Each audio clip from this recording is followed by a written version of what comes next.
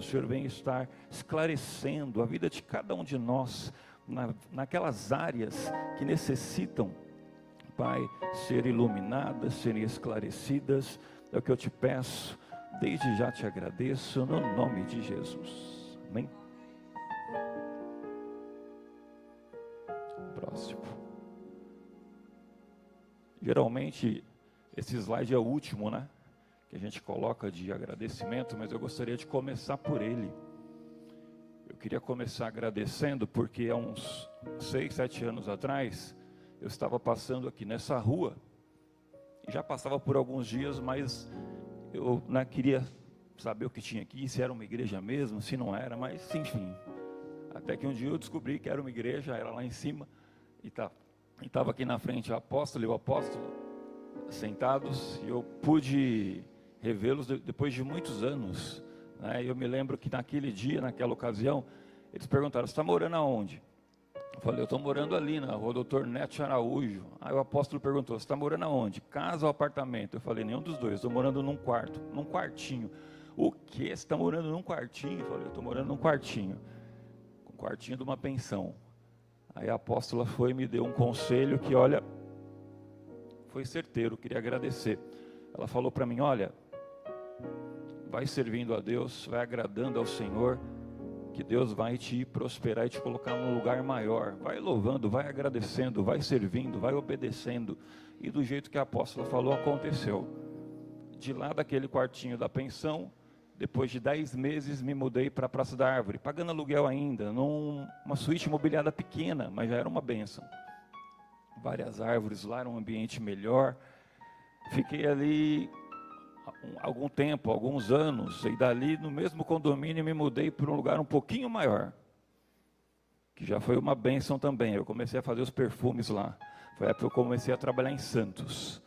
E aí o Espírito Santo me incomodando, que eu tinha que fazer os perfumes, estava de uma área maior, me mudei para um lugar maior. Então, de um quartinho para pensão, para uma suíte pequena, aí depois de uma suíte maior, e agora, graças a Deus, do ano passado, eu finalizei e Deus me abençoou com a compra de um apartamento, amém? Queria agradecer a apóstola que acompanhou todo o trajeto aí, desde o quartinho, trabalhar em Santos, até a aquisição, preparando as pessoas, uma oração que a senhora fez lá na célula. E aí eu lembro que as pessoas foram maravilhosas, gente, desde o corretor, um senhorzinho, quase 80 anos, oriental, um japonês, aí os proprietários que eram descendentes de orientais também, o pessoal da imobiliária só tinha japonês, e enfim, foi uma bênção. É aqui o que diz, né? Ser fiel no pouco, sobre o muito te colocarei. Deus vai nos abençoando. Queria deixar registrado esse agradecimento aí. Então, desperta tu que dormes. Eu comecei pelo agradecimento, senão poderia soar que eu estaria, durante a pregação, falar: caramba, o Maurício não está reconhecendo, não está reclamando. Não é. Deus me abençoou, Deus me prosperou no meio de um ano de muitas adversidades. Então eu comecei já falando: não, Deus me abençoou, Deus é tremendo. E essas adversidades, muitas delas vieram por culpa minha. Né? Tem processos que vêm que você realmente tem que passar. Mas tem coisas que você poderia ter evitado na sua vida. E às vezes vem processo por culpa nossa, falta de posicionamento, falta de postura. Desprezar o primeiro, como pregado pela pastora Lilian, foi o que eu fiz o ano passado. Um ano que eu comecei o ano cochilando. O título da pregação é Desperta tu que dormes. E essa pregação veio para mim, viu, irmãos? Deus me abençoou no meio de muitas situações adversas. E no começo do ano passado eu comecei o ano literalmente cochilando, dormindo. Desprezei o poder do primeiro, da primícia. Comecei o ano sem um propósito de oração. Comecei o ano sem um propósito de jejum. Sabe, deixa a vida me levar. E às vezes, irmãos, num determinado momento, vem um pensamento, um sentimento de já ganhei. Sabe, o time quando entra para disputar uma final contra um outro menor, e despreza e fala: já está ganho, o que é isso? E no final ele toma um vareio, perde.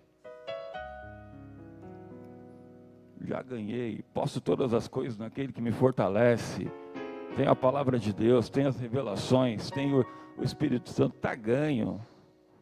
Opa! Eu desprezei o poder do primeiro. Ofereci uma primícia financeira, sim, mas espiritualmente eu comecei dormindo. E por conta disso, durante o ano, o pior que é o ano todo, o primeiro impacta o teu ano. Então foram várias situações de lutas, levantes, perseguições que eu poderia ter evitado. Deus me prosperou, sim. Deus é tremendo, misericordioso. Mas em meio a adversidades.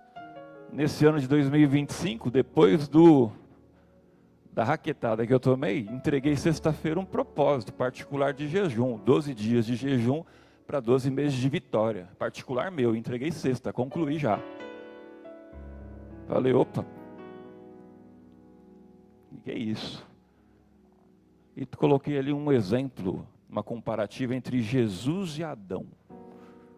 O início, a gente está falando de primícia, do primeiro. Como que Jesus começou o ministério dele? Jejuando, 40 dias no deserto. O ministério dele foi tremendo, vitorioso. Como que Adão começou o ministério dele no Jardim do Éden? Comendo. Sou obrigado a jejuar? Não, mas em certos momentos o jejum cabe muito bem. Ainda mais a gente está no mês de janeiro, o mês não acabou ainda, fica a dica. Tá? Então Jesus começou jejuando, foi vitorioso, e Adão começou comendo. Vocês sabem o final da história. Certo? Passa aí, Giba, por favor. Queria frisar a importância das primícias, né? Ser um dizimista, ser um ofertante fiel, vale a pena? Vale muito a pena. Acabei de contar aí um testemunho para vocês. Diz o versículo, então, nosso versículo-chave: Cristo te esclarecerá. Quando o Espírito Santo te ilumina, te revela, te esclarece sobre o dízimo, você não tem dúvida, irmãos. Você reconhece que ficar com 90% é mais lucro do que você ficar com 100%. Eu vou ficar com 90% e é mais vantajoso que ficar com 100%, muito mais vantajoso. No mundo isso não faz sentido nenhum. Para nós que estamos na presença de Deus, isso é uma realidade, e quem vive isso, desfruta, sabe que isso é uma verdade. Ficar com 90% é muito mais vantajoso que ficar com 100%. Você tem aí uma durabilidade das coisas que ficam nas suas mãos. Eu dei um exemplo aqui de uma resistência de chuveiro que queimou 2 vezes quando eu pagava aluguel ainda. Irmãos, eu não aceitei comprar uma resistência de chuveiro nova. Eu entreguei o imóvel onde eu pagava aluguel com a resistência funcionando, eu não comprei outro, e estava funcionando. Orando e tal, eu falei, não aceito. Em nome de Jesus, vai funcionar. Gás que estava ali para acabar, orando, profetizando, multiplicava. São bênçãos do dizimista, te dá uma autoridade sobre as coisas. Você não aceita certas coisas. Não aceito isso. Passa aí, Giba. Olha só. Deuteronômio 29:5. Falando ainda do dízimo e durabilidade, né? Essa revelação eu tive lendo um livro que a apóstola me emprestou. Olha só. Deuteronômio 29:5. Deus pedia as primícias para o povo no Antigo Testamento, sim, e nós cremos que isso também é válido para os nossos dias e somos abençoados por isso. Olha só o que acontecia. 40 anos vos fiz andar pelo deserto, não se envelheceram sobre vós as vossas vestes, nem se envelheceu no teu pé o teu sapato. 40 anos. Você trabalha com calçados, né, Roberto? Não? Você já viu essa tecnologia? A pessoa comprar um sapato, pensa, 10 anos de idade, Douglas, aí você compra lá, ó, um sapato, 10 anos, seu filho. Quando ele tiver 50, é o mesmo sapato ainda, ele está em bom estado e foi se adaptando com o corpo dele, foi aumentando de tamanho. Não existe essa tecnologia hoje em dia. Olha o que acontecia. 40 anos com os mesmos calçados, com a mesma roupa, 40 anos, vos fiz andar pelo deserto, não se envelheceu as vossas vestes, nem se envelheceu no teu pé o teu sapato. Então, como era o mesmo, ele foi crescendo, o sapato foi crescendo junto com a pessoa. Incrível isso. Então, bênção, durabilidade, bênçãos, benefícios do dízimo. Pode passar, Giba. Aqui eu queria citar um pouquinho sobre mordomia. Em outubro do ano passado, sabe quando você pensa que está fazendo uma coisa muito bem feita e de repente Deus vem, mostra e fala, olha, você não está com essa bola toda não. Em outubro do ano passado, eu pensando que estava fazendo uma boa gestão financeira, foi um dia, acho que foi um sábado. Aí o Espírito Santo me levou da pandemia até aquele momento, fazer um balanço de como que eu estava lidando com as finanças. Eu pensava que estava fazendo uma boa gestão, mas Deus foi me mostrando vários gargalos, vários ralos que eu poderia ter evitado, né? Tênis que eu comprei ali mal comprado, um guarda-chuva que, sabe, quando começa a ficar quebrado, você deixa de lado, vai usando, daqui a pouco você tem que jogar fora, mas você poderia ter consertado, poderia ter durado mais. Esse ano o guarda-chuva quebrou um negocinho, já levei, já arrumei. Vai durar mais tanto tempo, esse guarda-chuva aqui.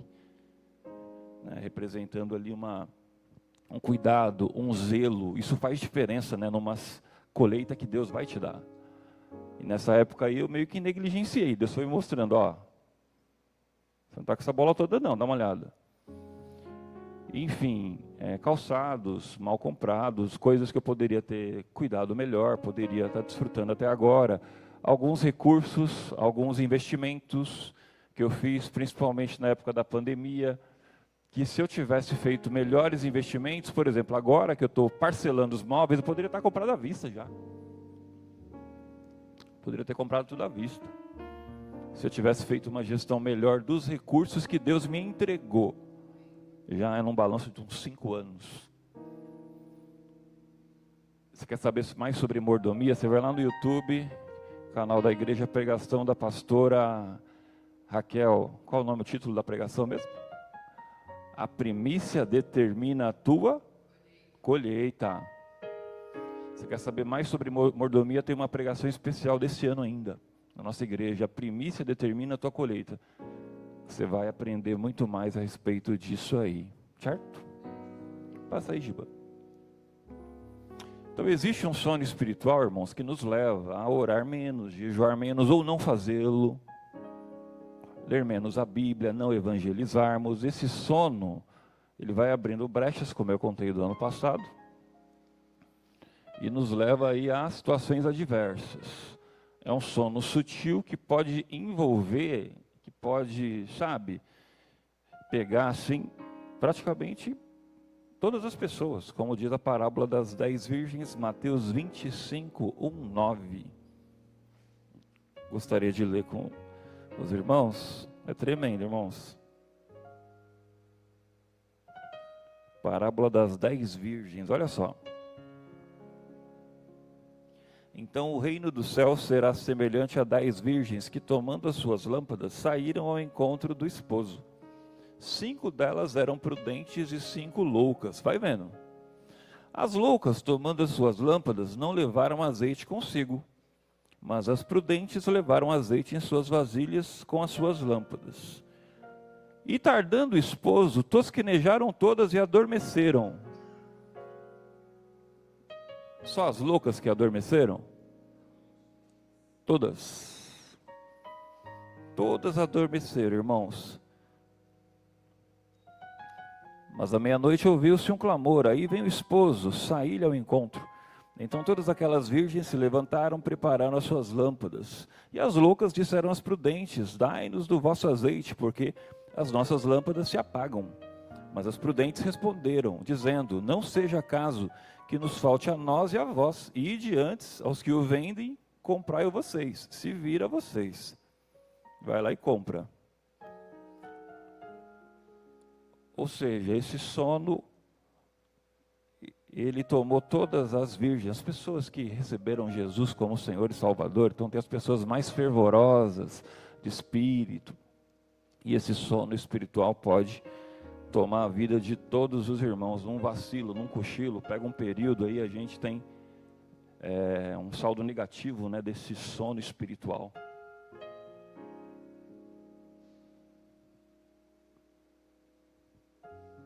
Juízes 16, 19, né, a sonolência.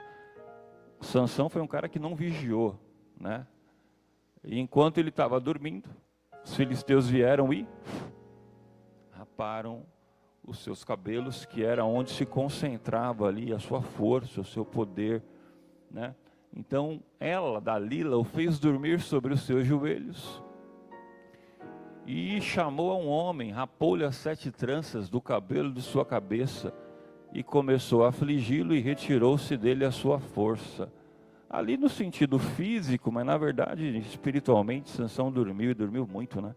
Por várias vezes ali, já estavam ali querendo saber o segredo, e ele ali não cortou, né? Como a apóstola pregou no início, né? Com quem que você anda, né? Sansão não se importou com isso ali, tinha uma pessoa literalmente inimiga do lado dele ali, ele no colo do inimigo, Sansão ali, e não vigiou, como pregado pelo apóstolo no início, né? Com quem que nós estamos andando, as nossas companhias, se elas estão nos edificando. Então tinham pessoas literalmente que queriam destruí-lo, estava na cara, e ele foi se deixando levar, e aí o final da história vocês conhecem, amém?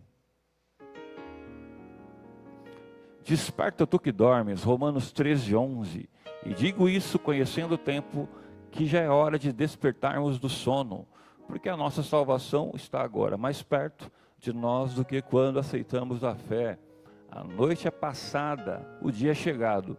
Rejeitemos, pois, as obras das trevas e vistamo-nos das armas da luz.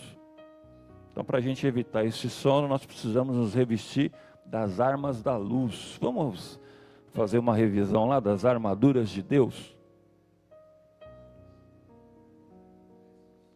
Carta de Paulo aos Efésios, capítulo 6, versículo 10. Eu vou ler todos os versículos, porque 40 minutos de pregação, né? Eu vou ler tudo com bastante calma, sem correr. Capítulo 6, versículo 10. No demais, irmãos meus, fortalecei-vos no Senhor e na força do seu poder.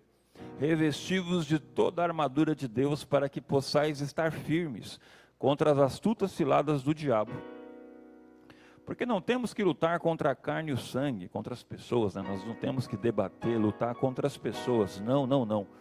Mas sim contra os principados, contra as potestades, contra os príncipes das trevas deste século, contra as hostes espirituais da maldade nos lugares celestiais. Portanto, tomai toda a armadura de Deus, para que possais resistir no dia mau, e havendo feito tudo, ficar firmes. E às vezes, irmãos, a gente pega só uma parte dessa armadura de Deus e deixa a outra de lado. Olha só. Portanto, tomai toda a armadura de Deus, para que possais resistir no dia mau, e havendo feito tudo, ficar firmes. Estai, pois, firmes, tendo cingido os vossos lombos com a verdade, e vestido a couraça da justiça, calçados os pés na preparação do evangelho da paz, tomando sobretudo o escudo da fé, com o qual podereis apagar todos os dardos inflamados do maligno. Tomai também o capacete da salvação e a espada do Espírito, que é a palavra de Deus. Até o versículo 17, no começo do ano passado, eu estava aqui, diz assim. Mas o 18 não, o 18 eu negligenciei no primeiro mês do ano passado. Deu ruim. O 18, orando em todo tempo, com toda oração e súplica. Faltou esse detalhe aqui, para mim, no começo do ano passado. Orando em todo tempo, com toda oração e súplica no Espírito, e vigiando nisto com toda perseverança e súplica por todos os santos. Faltou só esse detalhe. Só esse detalhe que foi crucial, fatal para várias situações adversas. E por mim, para que me seja dada no abrir da minha boca a palavra com confiança, para fazer notório o mistério do Evangelho, pelo qual sou embaixador em cadeias, para que possa falar deles livremente como me convém falar. Amém?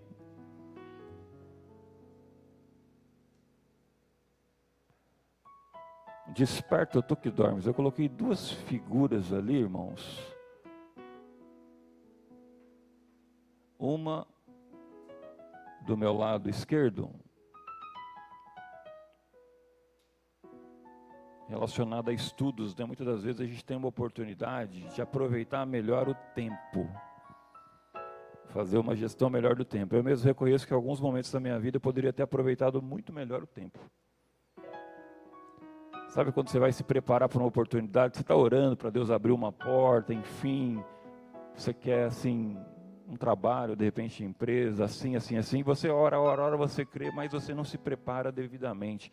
Tem um tempo devido, tem uma oportunidade às vezes para estudar, para fazer um curso, para fazer uma especialização, para fazer algo, e às vezes a oportunidade está ali e a gente às vezes negligencia, a gente não aproveita. Aí de repente o que acontece? Chega a oportunidade.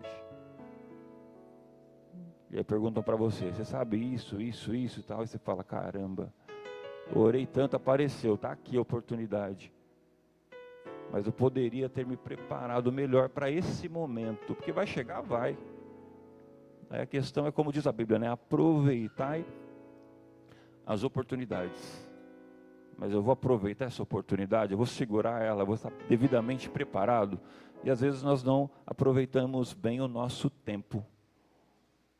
Deixamos passar oportunidades preciosas de estudar, de nos especializarmos. O que é muito importante. Do lado direito, uma outra figura, família. Família, irmãos, mais voltado ali que eu queria falar para os irmãos sobre evangelismo, né? Estava fazendo um treinamento lá, a gente faz um treinamento básico para corrida no Ibirapuera e o meu professor, ele é evangélico, ele é crente. E aí ele contou de uma ex-namorada dele que viajou, evangélica também, e o pai ficou doente, muito doente, e aí ela se mudou para ficar com a família, só que o pai ficou numa situação tal que ele não conseguia se comunicar, e pelo visto ela não tinha falado de Jesus para ele, olha só. Aí entra o desespero, né, como diz uma música do mundo lá. E aí conversou com ele, falou, vamos mandar um pastor aí e tal, não sei o que, para falar de Jesus para o seu pai. E aí, de repente, conversando com ele, né, ex-namorada, falou, não vai dar mais não, hein. Meu pai faleceu. E aí, como é que ela fica? Evangélica, crente? Então a gente precisa também despertar para o evangelismo, para a nossa família, em todos os aspectos, né, irmão? A gente poder honrar, poder estar ali servindo a nossa família, compartilhando, falando do evangelho. Eu, por causa dessa mudança, saindo do aluguel para o apartamento, eu tive que ficar quase um mês morando com os meus pais, né? Saí do aluguel, coloquei tudo na casa dos meus pais até mudar para cá. Então a gente ficou um mês ali, de novo, né, juntos ali. Aí foi algumas vigílias ali com meu pai, ele ali, e meu pai já contente, né, com o apartamento, ele ficou maravilhado, ele falou, você conseguiu, você ganhou na Mega Sena. Quando ele entrou lá, que era sonho, né, do meu irmão deles, apartamento perto do metrô São Judas, do lado, ele, você ganhou na Mega Sena, rapaz. Aí ele com o coração aberto, eu já, aproveitei, né. Liçãozinha de casa, dou uns versículos para ele, aquilo eu já li e tal. Ele falando algumas coisas, já puxava para Jesus, Jardim do Éden, para que Jesus veio e tal. Aí um dia eu peguei, escrevi lá a oração de salvação, falei, para ser salvo, que ele gosta, homem, né, no geral, né, gosta muito de imóveis, né? Eu falei, olha, esses imóveis aí todos um dia vão ficar aqui, hein? Tem que ter uma casa no céu. Ele, casa no céu, casa no céu. E para ter uma casa no céu, você precisa fazer essa oração aqui, eu, seu nome, recebo Jesus como Senhor e Salvador, com a minha boca eu confesso, com o meu coração eu creio que Jesus Cristo é o Senhor, perdoa os meus pecados, escreva o nome no livro da vida, está aqui. Aí ele pegou,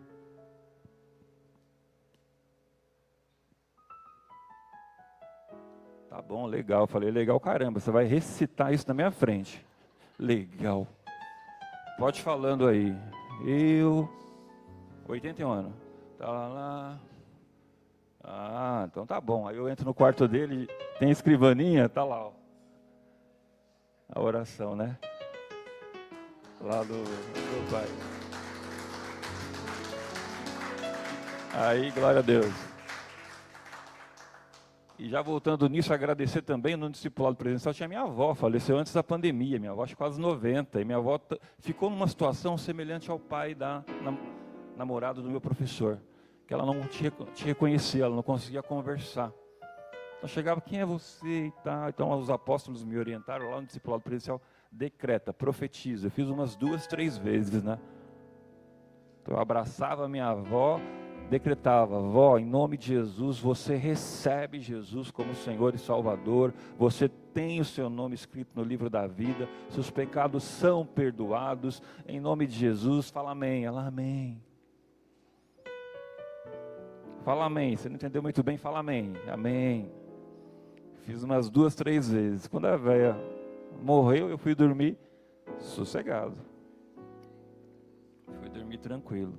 Graças a Deus. Então precisamos estar aí despertados para o evangelismo, para a família, compartilhar, falar do plano da salvação, né? Começa dentro de casa, né, irmãos? Aquele que não tem cuidado com os seus, especialmente com os da sua casa, tem negado a fé e é pior que o descrente, diz a Bíblia. Amém? Passa aí, Giba.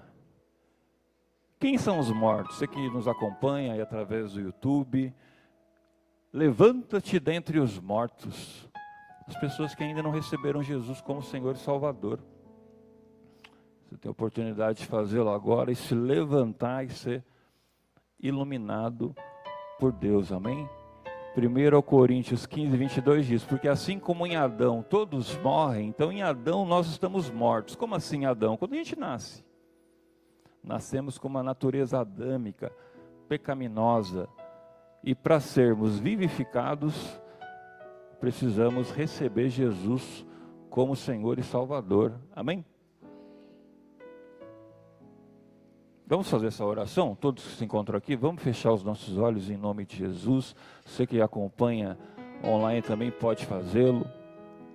Repita assim comigo: Pai, em nome de Jesus, eu falo o seu nome, recebo Jesus como Senhor e Salvador. Com a minha boca eu confesso, com o meu coração eu creio que Jesus Cristo é o Senhor. Perdoa todos os meus pecados. Escreva o meu nome, Pai, no livro da vida, para o grande dia da salvação. Em nome do Senhor Jesus. Amém. Pai, te agradeço por essa manhã, por essa oportunidade que o Senhor vem estar iluminando, que o Senhor vem estar esclarecendo a cada um de nós, naquelas áreas onde o Senhor é o único que pode esclarecer, iluminar. Às vezes vem uma pessoa e fala para a gente, você precisa melhorar nisso, a gente fica com raiva, a gente fica chateado, que o Senhor possa fazer isso, estar iluminando, estar esclarecendo a cada um de nós sobre o dízimo, Pai, que é um privilégio. Em nome de Jesus, é vantajoso que o Senhor possa estar iluminando, esclarecendo, salvando, curando. Decretamos salvação, decretamos cura, profetizamos portas abertas, decretamos, Pai, em nome de Jesus, que muito mais pessoas estarão aqui conosco. Abençoa os visitantes, Pai, conceda a eles uma bênção especial nessa semana, em nome do Senhor Jesus. Eu te peço, te agradeço, em nome de Jesus, amém. Amém, glória a Deus.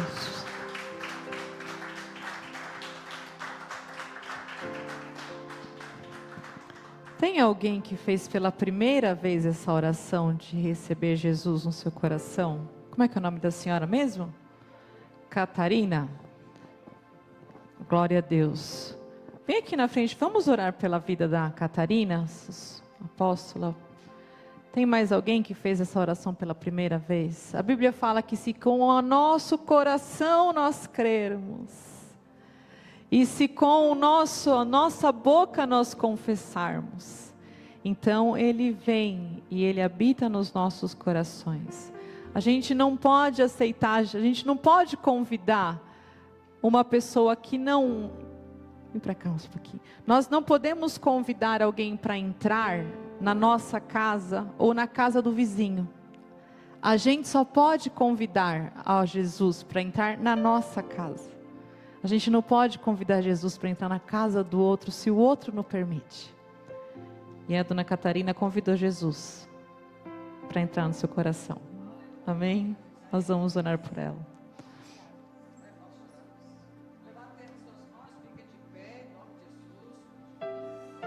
Glórias ao teu nome, Senhor, porque o Senhor alcançou esta vida nesta manhã. Te louvamos porque o Senhor ama a cada um de nós e ama a Catarina. Te louvamos porque neste dia do seu aniversário, que ela me contou hoje, que é aniversário dela, ela está recebendo Jesus como Senhor e Salvador da vida dela. Ela dando um presente, Senhor amado, incomparável para a sua própria vida, permitindo que o Cristo vivo, ressurreito, entrasse no seu coração, para dirigir os seus passos e poder viver, Senhor, a partir de hoje, uma vida não mais sozinha, mas dirigida pelo Teu Espírito Santo. Com os problemas, Senhor, sabemos que irão acontecer, mas agora ela não está sozinha, está contigo, Senhor, o Todo-Poderoso, para vencer todas as circunstâncias adversas. No nome de Jesus, como igreja, abençoamos, Senhor, a vida da Catarina, a sua saúde, Senhor, o seu trabalho, a sua renda, os seus recursos financeiros, a sua família, Pai. No nome do Pai, do Filho e do Espírito Santo de Deus. Amém, Jesus. Aleluia. Glória a Deus. Depois no final você não esquece. Já deram o kit para ela? Já. Glória a Deus. Amém, Santo. No final não esqueça de abraçar então e dar um parabéns para a irmã Catarina, amém? Glória a Deus. Enquanto nós estamos louvando ao Senhor, você pode abraçar o seu irmão, você pode desejar a ele uma semana de vitória, porque nós viemos em paz e nós vamos em paz, escoltados pelos anjos do Senhor, para vivermos um tempo de alegria em nome de Jesus. Para a cruz eu vou, se eu poder participar